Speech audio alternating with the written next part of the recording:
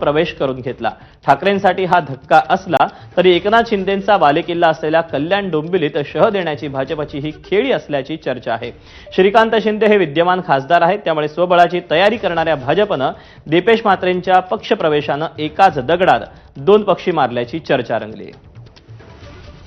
डोंबिवलीतले अनेक प्रश्न आहेत जे सोडवण्यासाठी सत्तेच्या टेबलावर बसणं अत्यंत गरजेचं आहे किंवा प्रशासनाच्या अधिकाऱ्यांमध्ये आपलं वचक असणं गरजेचं आहे। त्याच्यामुळे येत्या निवडणुकीच्या दृष्टीने मी विचार करून निर्णय घेतला की आपण राष्ट्रीय पक्षामध्ये जायला पाहिजे आणि महाराष्ट्रामध्ये आणि देशामध्ये जे पंतप्रधान नरेंद्र मोदी ज्या पद्धतीने काम करतात आणि महाराष्ट्रामध्ये देवेंद्र फडणवीस साहेब ज्या पद्धतीने काम करतात यांच्या कामाच्या पद्धतीला प्रभावित होऊनच मी भारतीय जनता पार्टीमध्ये प्रवेश करण्याचा निर्णय घेतला।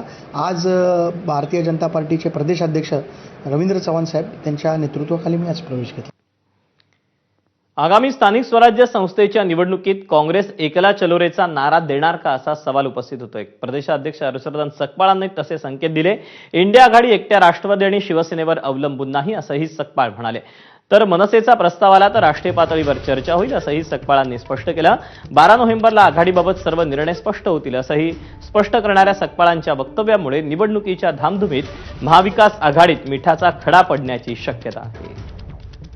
इंडिया अलायन्स काही एकट्या काँग्रेस, शिवसेना आणि राष्ट्रवादी पुरता हा विषय मर्यादित नाही, तर इंडिया अलायन्स हा कन्याकुमारी पासून तर काश्मीरपर्यंत आणि गुजरात पासून तर आसाम, मिझोराम, मेघालयापर्यंत विविध पक्ष त्यामध्ये सहभागी आहे।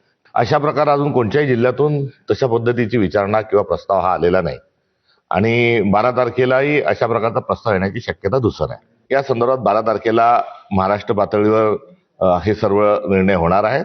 त्यामुळे आघाडी आणि युतीच्या संदर्भामध्ये जे प्रस्ताव येतील त्याची गुणवत्तेच्या आधारावर किंवा स्थानिकांच्या संमतीच्या आधारावर या संदर्भामध्ये निर्णय होतील।